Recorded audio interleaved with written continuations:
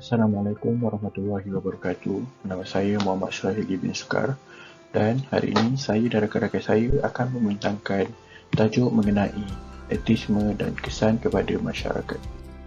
Baiklah, isi kandungan pada pembentangan pada kali ini adalah yang pertama adalah maksud etisme, yang kedua adalah apa itu etis dan etisme, ketiga adalah pendapat mengenai etisme, keempat, kesan kepada masyarakat, lima, pecahan golongan etisme dan keenam adalah cara mengatasi fahaman etis dalam diri. Baiklah, yang pertama adalah apakah itu etisme?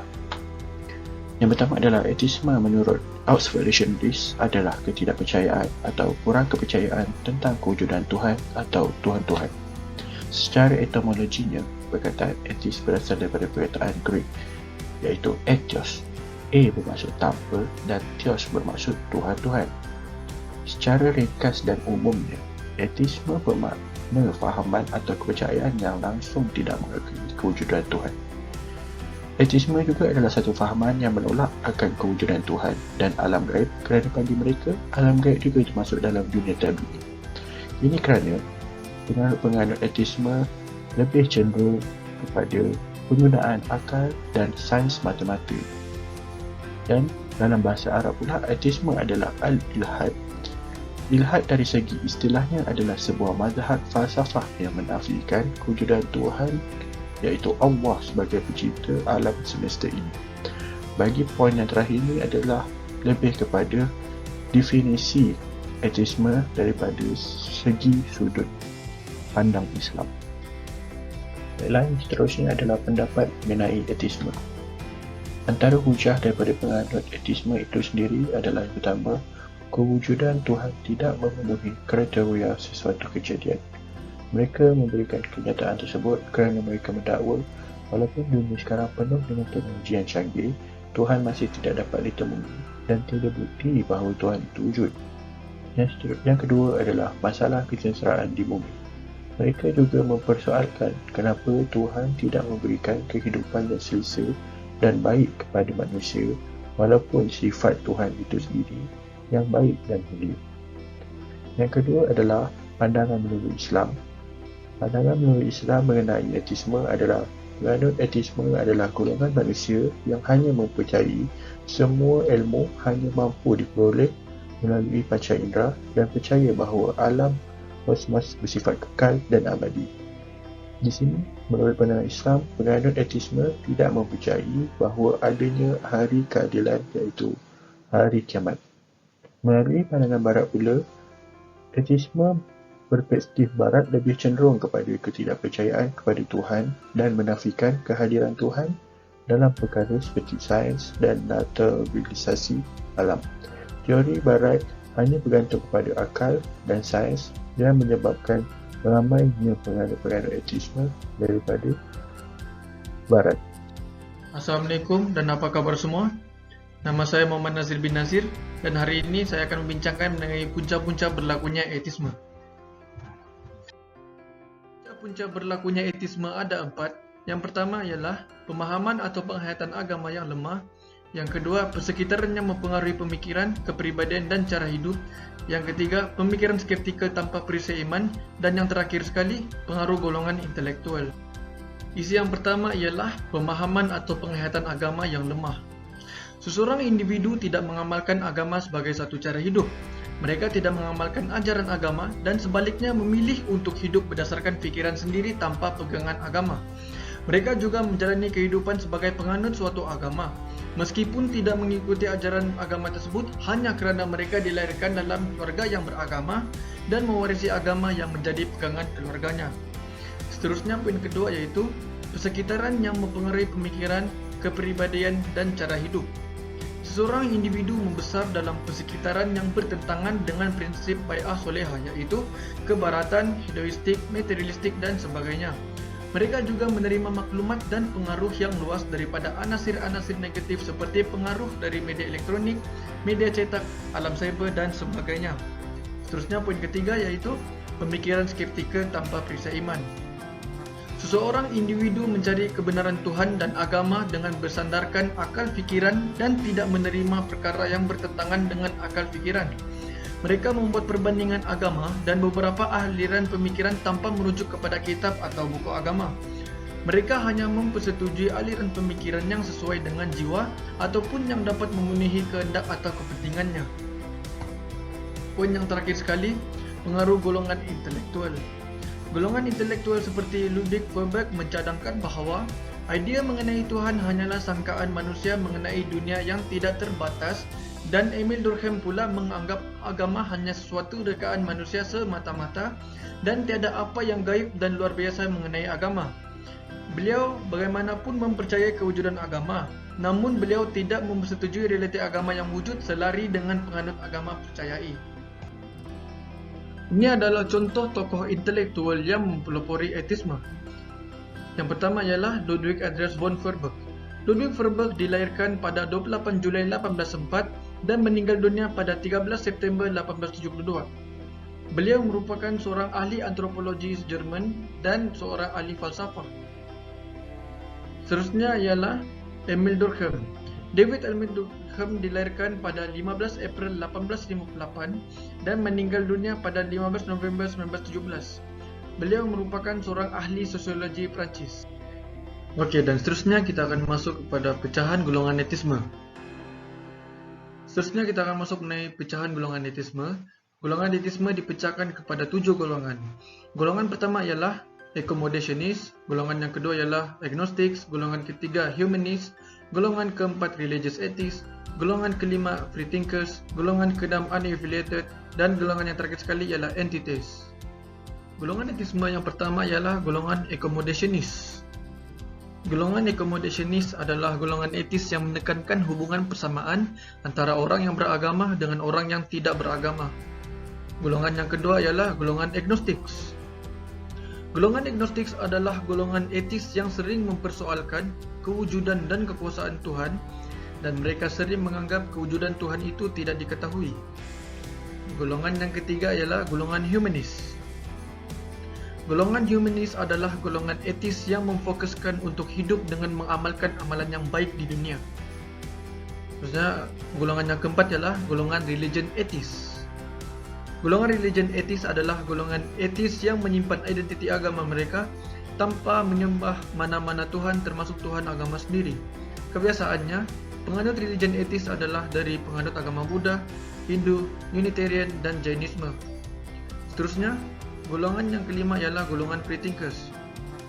Golongan free thinkers adalah golongan etis yang membuat pendayaan mengenai alam semesta tanpa dipengaruhi oleh mana-mana agama. Contoh tokoh free thinkers yang terkenal ialah Stephen Hawking. Golongan yang keenam ialah golongan unaffiliated. Golongan unaffiliated adalah golongan etis yang mengasingkan diri mereka daripada golongan etis yang lain. Mereka hidup sama seperti golongan etis yang lain dan mereka adalah golongan etis yang minoriti. Akhir sekali, golongan yang terakhir adalah golongan antitheist. Golongan antitheist adalah golongan etis yang menolak agama secara menerus dan ekstrim. Mereka berusaha untuk mewujudkan dunia yang tidak dipengaruhi oleh mana-mana agama. Assalamualaikum warahmatullahi wabarakatuh. Nama saya Syed Muhammad Haziq. Saya akan meneruskan pembentangan kumpulan kami dengan poin yang seterusnya, iaitu kesan ajaran etis. Bagi menerangkan dengan lebih jelas kesan ajaran etis ini, saya bahagikan kepada 3 golongan, iaitu yang pertama, individu, yang kedua, masyarakat, dan yang ketiga, negara. Mari kita lihat kesan ajaran etis kepada individu. Terdapat 2 kesan kepada individu, iaitu yang pertama, keruntuhan akhlak dalam diri, dan yang kedua, tiada pegangan akidah dalam diri. Kesan ajaran etis yang pertama kepada individu ialah keruntuhan akhlak dalam diri. Seperti mana yang kita tahu, setiap agama menekankan kepentingan akhlak dalam diri setiap individu. Sejak dari kecil, setiap individu telah diajarkan mengenai kepentingan akhlak ini. Contohnya melalui pendidikan di rumah oleh ibu bapa dan pendidikan di sekolah seperti subjek civic dan pendidikan moral yang diajar oleh guru. Apabila anda tidak mempunyai ajaran agama, anda tidak akan didedahkan mengenai kepentingan akhlak ini. Kesannya akan lahir generasi yang kurang peradaban dan nilai murni dalam diri antara satu sama lain. Kesan ajaran etis kepada individu yang kedua ialah tiada pegangan akidah dalam diri. Agama sangat penting dalam diri setiap individu. Apabila tiada agama, menyebabkan individu itu tiada jati diri dan panduan dalam kehidupan. Akibatnya, mereka bebas melakukan aktiviti yang melanggar dengan undang-undang di negara ini, misalnya. Kesannya, individu yang berpegang kepada ajaran etis ini tidak mempunyai hala tuju yang mereka ingini dalam kehidupan. Ajaran etis juga memberikan kesan kepada masyarakat. Terdapat 3 kesan ajaran etis kepada masyarakat, iaitu yang pertama, mengganggu ketenteraman awam, yang kedua, pengaruh budaya negatif, dan ketiga, peningkatan kes jenayah. Kesan ajaran etis yang pertama kepada masyarakat ialah mengganggu ketenteraman awam. Umum mengetahui negara Malaysia tidak mengiktiraf kepercayaan etis ini disebabkan bercanggah dengan undang-undang di negara kita.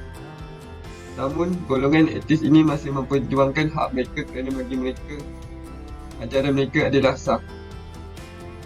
Contohnya, mereka melakukan rusuhan dan perhimpunan jalanan. Perkara ini akan mengancam keselamatan rakyat di negara ini.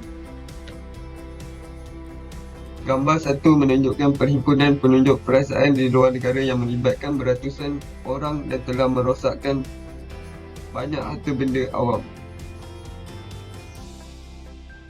Kesan ajaran etis yang kedua kepada masyarakat ialah pengaruh budaya negatif.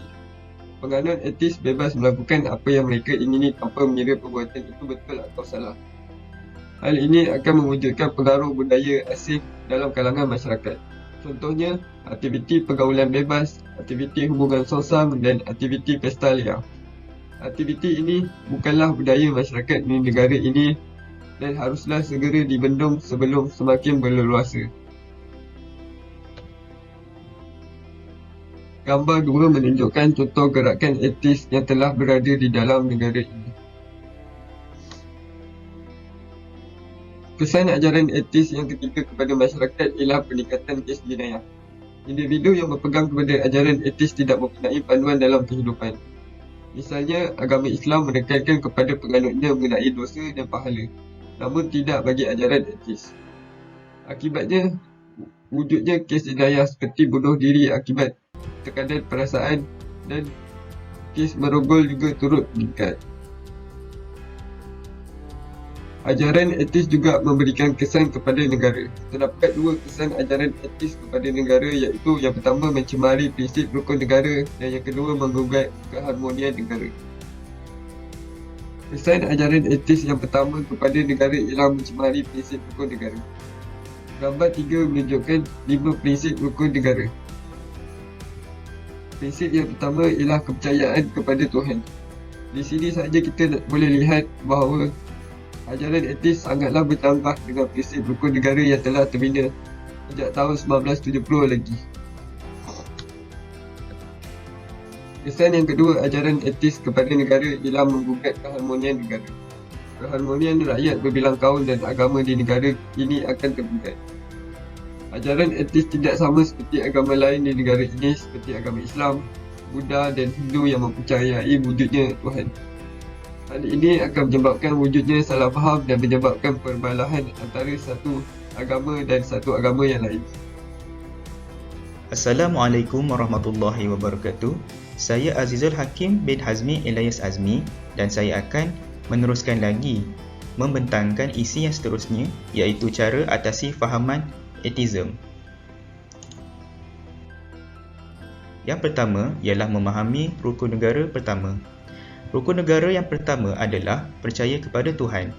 Ini menunjukkan rukun negara telah awal lagi memberitahu masyarakat untuk menyembah Tuhan mengikut kepercayaan mereka masing-masing.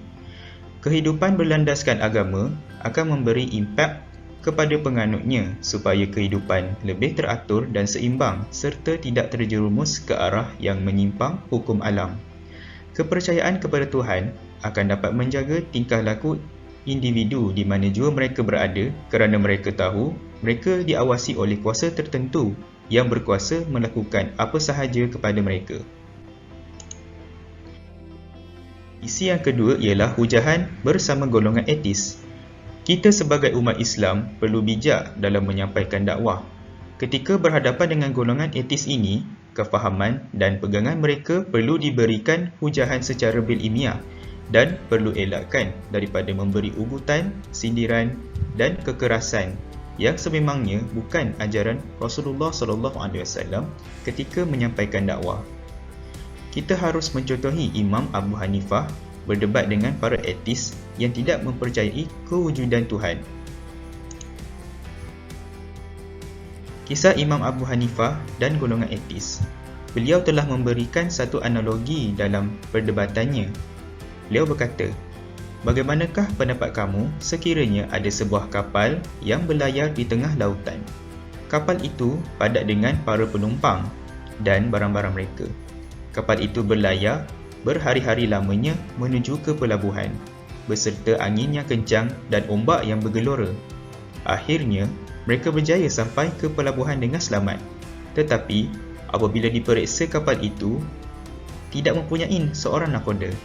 Bahkan, kapal itu berlayar sendiri membawa penumpang di dalamnya. Bagaimana menurut kamu akan cerita saya?" Kesemua etis tersebut mengingkari cerita beliau. Mereka mengatakan bahawa itu adalah suatu perkara yang mustahil.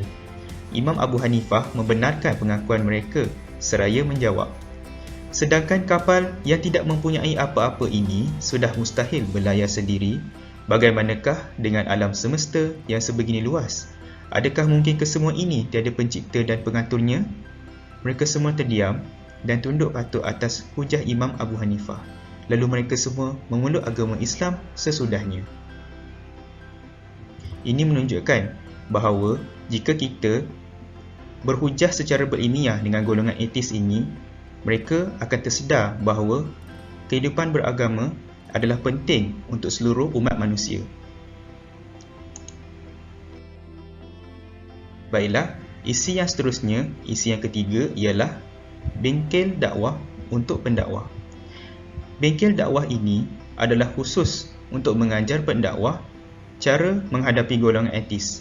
Ia adalah untuk membendung penularan fahaman etism dari terus berleluasa tanpa kawalan yang menyeluruh. Pada 27 hingga 29 April tahun 2018, Pertubuhan Kebajikan Islam Malaysia, PERKIM, telah menganjurkan bengkel dakwah kepada etis dan murtad. Bengkel ini bertujuan untuk memberi tarbiyah kepada golongan etis ini yang asalnya beragama Islam tetapi telah murtad atau keluar dari agama Islam. Para pendakwah ini terdiri daripada 60 orang dari setiap PERKIM bahagian setiap negeri di Malaysia. Para pendakwah ini kemudian dilatih dan didedahkan cara pemikiran golongan etis supaya mudah didekati kepada golongan ini serta menyebarkan fahaman yang sebenar tentang kehidupan beragama kepada mereka. Baiklah, yang terakhir, saya akan memberitahu kesimpulan tentang fahaman etism. Yang pertama, fahaman etism ini adalah fahaman yang tidak berasas. Golongan etis menganggap kehidupan seseorang individu hanya berpandukan pada logik fikiran manusia. Mereka banyak menggunakan pendekatan emosi dalam menzahirkan rasa tidak puas hati mereka terhadap konsep ketuhanan serta isu keagamaan. Kehidupan mereka adalah mengikut kehendak nafsu dan menganggap manusia berhak untuk hidup tanpa sebarang batasan. Yang kedua, fahaman etism tidak mempunyai hala tuju kehidupan yang sebenar. Mereka percaya kehidupan di dunia adalah sekali seumur hidup dan perlu mengisi ruang masa yang ada dengan kehendak seseorang manusia itu sendiri. Kefahaman etism ini percaya selepas kematian tidak akan ada perjalanan yang seterusnya. Mereka percaya kematian seseorang adalah pengakhiran perjalanan seseorang itu. Yang terakhir, fahaman etism ini persoal kehidupan beragama. Mereka sering mempersoalkan kehidupan beragama. Hidup beragama adalah cara hidup yang menyeimbangkan jasmani dan rohani seseorang manusia. Golongan ini percaya kehidupan beragama hanya membawa kemunduran zaman dan lari dari kemajuan sains dan teknologi zaman ini. Mereka percaya akan keagungan kepada ilmu sains dan teknologi kerana akan membawa manusia itu ke arah zaman yang lebih cemerlang. Baiklah, kita sudah pun berada di penghujung perbincangan. Saya ingin mengucapkan terima kasih kepada semua ahli kumpulan saya kerana memberikan kerjasama yang baik sepanjang pembikinan video ilmiah ini. Saya ingin mengucapkan terima kasih kepada pensyarah CTU 552, Dr. Muhammad Khairul Izwan bin Rifin atas bimbingan dalam menyiapkan tugasan berkumpulan ini. Terima kasih juga kepada semua kerana sudi mendengar pengisian daripada kami dan diharapkan perkongsian daripada kami ini memberi manfaat dan pengetahuan baru untuk kalian. Sekian sahaja daripada kami. Assalamualaikum warahmatullahi wabarakatuh.